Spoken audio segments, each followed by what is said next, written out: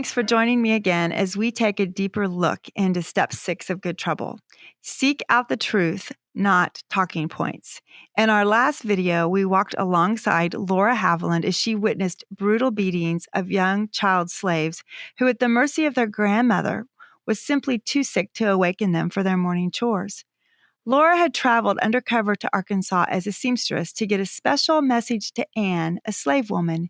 In the process, Laura was almost torn limb by limb by vicious bloodhounds trained to chase and kill slaves trying to escape.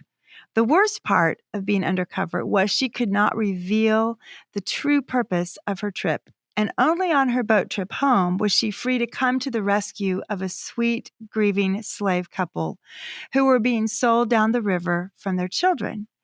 Often the opposite was the case for slaves. It was the children who were separated from their parents and sold down the river.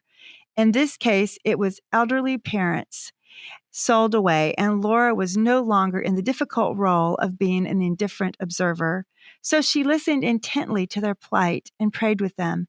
She also promised to continue to pray for them. 3 weeks in this environment was more than enough time for her to learn about the horrors of slavery in her country.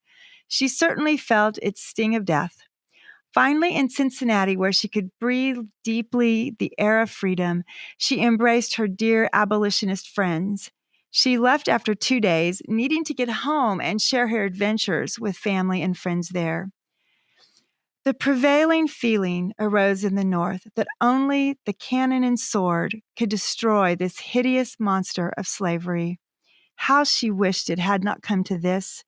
As in her many challenging adventures, she wondered, will the day of slavery ever end? The year 1861 was the determining year in the fight between threatening attitudes from both the North and the South.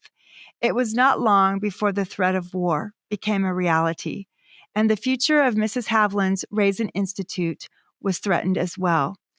In the end, 17 of the Raisin Institute students would enlist in the Civil War. When the 75,000 men who had been enlisted by President Lincoln were simply not enough to suppress the slaveholders' rebellion, the male students felt bound to go. This dark battle was a cloud looming over their school, community, state, and country. Somehow, the school stayed in operation through the third year of the war, 1863-64. In 1864, keenly aware that severe suffering afflicted our troops in need, Mrs. Haviland offered her service of nursing to the country. Gathering approximately 2,000 garments and supplies for the war's makeshift hospitals, she carried with her the credentials of Michigan's Governor Austin Blair and Congressman F.C. Beeman. Receiving a railroad pass from Chester Arthur, the Secretary of Transportation, the other soldiers said such a pass was a rarity, and they teased her about her rank and standing. As a side note, this was the beginning of a significant relationship with Secretary Arthur, who 2 decades later became President Arthur and once again helped Mrs. Haviland in her humanitarian work with the free refugees in Kansas. Laura entered the Union Army as a nurse in 1864 until the end of the war in April 1865. She quickly acclimated herself to working in the political arena of the Union Army protocol of position and rank, serving as a seamstress and providing for the needs of the slaves as they walked into the Union Army as a free people. On one expedition, Laura was traveling to another field of service with several soldiers, along with 3 women who had previously been slave owners. The conversation of the officers had been fascinating, and they had all listened into the discussion of establishing schools for the freed slaves and bringing freed men on board the army as soldiers. When the officers left the cabin, one of the women passengers slid her chair next to Laura's and asked her in a subdued tone, "Do you believe it is right to set up schools among slaves?" "Certainly I do," Laura asserted. "They have as much right to become intelligent as any other group of people." "Do you think it is right to make soldiers out of slaves?" she continued. "Certainly it is, if it is right for any other group of people." Looking from side to side to see if any officer could be listening, the woman asked again, And do you think it is right to rob us of our slaves as the Yankees are doing?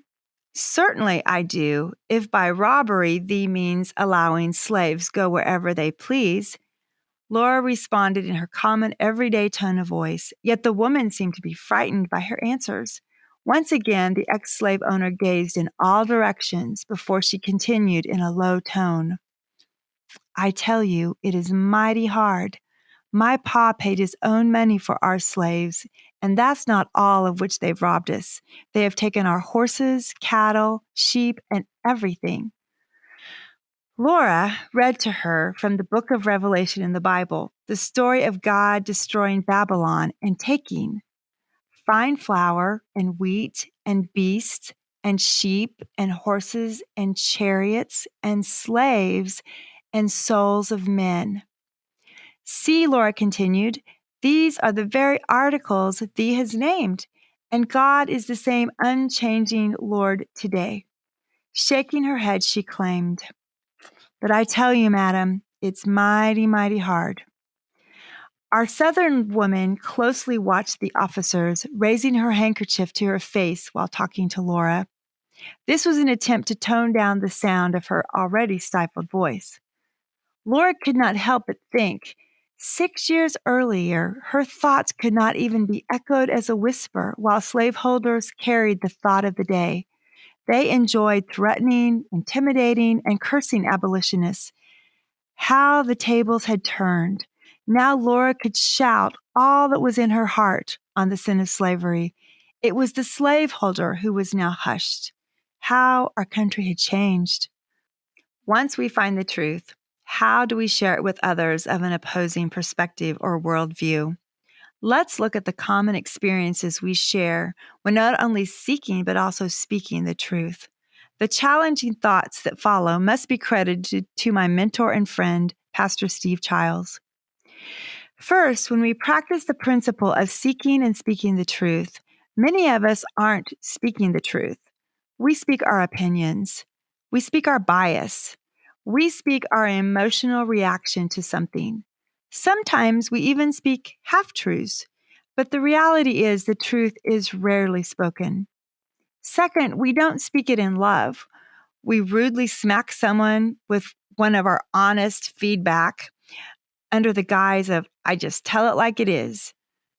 That's not love. That's not even good social manners. But somehow, because we think it's right, we feel as if we need to say it without a filter. So how can we practice this principle?